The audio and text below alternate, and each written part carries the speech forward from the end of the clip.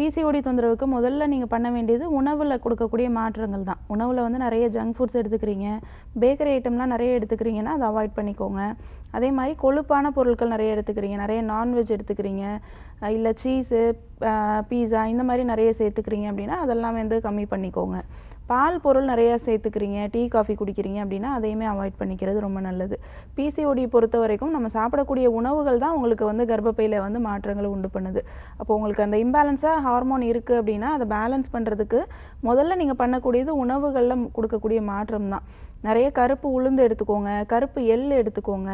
அது மாதிரி கருஞ்சீரகம் நிறைய வந்து எடுத்துக்கலாம். டெய்லியுமே கருஞ்சீரகம் அதோடு சேர்ந்து ஓமம், வெந்தயம் இதெல்லாம் நீங்கள் பவுடர் பண்ணி ஒன்றா கலந்து வச்சுட்டு காலையில் ஒரு ஸ்பூன், நைட்டு ஒரு ஸ்பூன் தேனில் கலந்து கூட ரெகுலராக எடுத்துகிட்டு வரலாம். இதெல்லாம் உணவில் கலந்து நீங்கள் எடுத்துகிட்டு வந்தீங்க அப்படின்னா நல்ல கர்ப்பப்பையில் வந்து அதோடைய மாற்றம் வந்து நல்லா தெரிய ஆரம்பிக்கும்.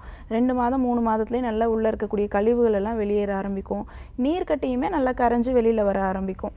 இதோடு சேர்ந்து கொத்தமல்லி வந்து நிறைய சேர்த்துக்குவோம். கொத்தமல்லி, தனியா விதை வந்து நைட்டில் ஊற வச்சு காலையில் வெறும் வயிற்றில் அந்த தண்ணி வந்து அந்த ஃபில்டர் பண்ணி குடிச்சிட்டு வரலாம். அப்படி இல்லைன்னா வெறும் ஃப்ரெஷ் லீஃபாக இருக்கக்கூடிய அந்த கொத்தமல்லி வந்து நல்லா அரைச்சி ஒரு 200 ml அளவுக்கு ஜூஸ் மாதிரி நீங்கள் வந்து காலையில் வெறும் வயிற்றில் எடுத்துகிட்டு வரலாம். இது ரெகுலராக ஒரு 1 வீக் எடுத்துகிட்டு ஒரு 1 வீக் கேப் விட்டு திருப்பி வந்து எடுத்துக்கலாம்.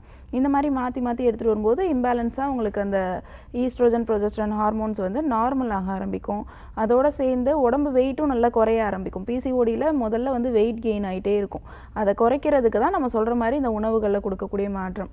பிசிஓடி நார்மலுக்கு குறைஞ்சிட்டே வருது, உள்ளே நல்லா கரைஞ்சிட்டே வருது அப்படின்னாலே வெயிட்டுமே நல்லா லாஸ் ஆகும். அதே மாதிரி ஹார்மோன் ப்ராப்ளமும் சரியாக ஆரம்பிக்கும். 2 மாதத்துலேருந்து 3 மாதத்துக்குள்ளே அந்த பிசிஓடி ப்ராப்ளம் சீக்கிரமாக சரியாயிடும். அதோடு சேர்ந்து அடிவயிற்று பகுதிக்கு எக்ஸசைஸ் கொடுக்குற மாதிரி கொஞ்சம் தோப்பு கரணம்லாம் ரெகுலராக போட்டுவாங்க. அதுக்கப்புறம் பட்டர்ஃப்ளை எக்ஸசைஸ் பண்ணலாம். இந்த மாதிரி பட்டர்ஃப்ளை எக்ஸசைஸ் நீங்கள் பண்ணும்போது உங்களுக்கு அந்த அடிவயிற்று தசைகள்லாம் நல்லா சுருங்கி விரிய ஆரம்பிக்கும்.